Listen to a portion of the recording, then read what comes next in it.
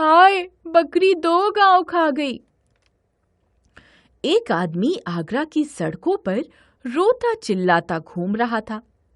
लोग परेशान थे कि भला बकरी गांव कैसे खा सकती है। आखिर यह खबर बादशाह अकबर तक पहुंची। उन्होंने उस आदमी को देखते ही पहचान लिया। उस दिन बादशाह अकबर बेहद थके हुए थे।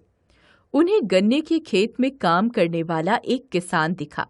उससे बोले, भाई, थोड़ा गन्ने का रस पिला सकते हो? हाँ हाँ, आप बैठिए, मैं अभी लाया। अकबर एक पेड़ की छाया में बैठ गए। वह किसान खेत में गया, एक गन्ना तोड़ा और एक बड़े लोटे में उसका रस निकाल कर ले आया। अकबर ने गन्ने का रस पिया तो वह बहुत खुश हुए। अरे वाह, ऐसा रस तो हमने पहले कभी नहीं पिया। कितने गन्नों का रस है? हुजूर, एक ही गन्ना तोड़ा था। क्या, एक गन्ने में इतना रस? अकबर ने आश्चर्य से पूछा। मैं बिल्कुल सच कह रहा हूँ हुजूर। कितना लगान देते हो? जी, लगान तो सिर्फ 25 पैसे देने पड़ते हैं। ये हमारे बादशाह की नीयत का कमाल है। अगर उनकी नीयत ठीक न हो तो इन गन्नों में रस ही न निकले। सिर्फ 25 पैसे? बादशाह ने आश्चर्य से पूछा। फिर वह सोचने लगे कि ऐसे रस वाले गन्ने के खेत पर तो काफी रुपए लगान लगाना चाहिए। ठीक है, आगरा पहुंचते ही इसका लगान बढ़ा दूंगा। कुछ देर इधर उधर की बातें करने के बाद अकबर ने कहा, अच्छा भाई, चलने से पहले जरा 1 लोटा रस और पिला दो। किसान लोटा लेकर चला गया। इस बार उसने 1, 2, 3, 4 गन्ने तोड़े और उनका रस निकाला। फिर भी लोटा न भरा। अकबर उसका इंतजार कर रहे थे। सोच रहे थे इस बार तो इसने देर कर दी। तभी किसान मुंह लटकाए हुए आया और लोटा बादशाह की तरफ बढ़ा दिया। लोटे में रस थोड़ा सा ही था। अरे, क्या बात है, इतना कम रस लेकर क्यों आए? कुछ नहीं हुजूर, अकबर बादशाह की नीयत बिगड़ गई है, उसी का असर है। और अकबर को लगा जैसे किसी ने उसे आसमान से जमीन पर पटक दिया हो। आदमी की नीयत में फर्क आने से क्या पेड़ पौधों पर भी असर पड़ता है।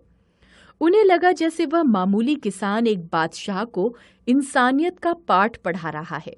जहां नीयत अच्छी है वहां बचत होती है, भंडार भरा रहता है।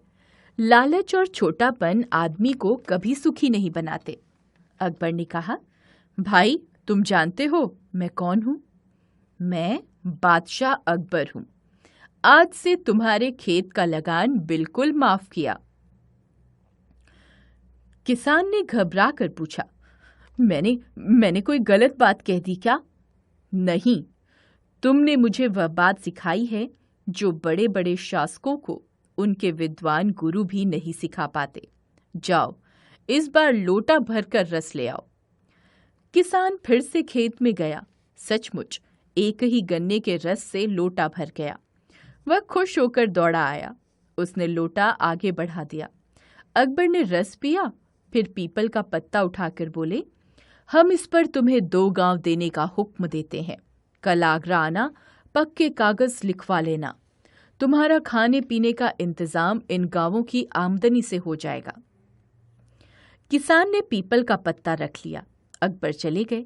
किसान काम में लग गया। कुछ देर बाद वह पत्ते की बात भूल ही गया। वह पत्ता अन्य पत्तों में जा मिला।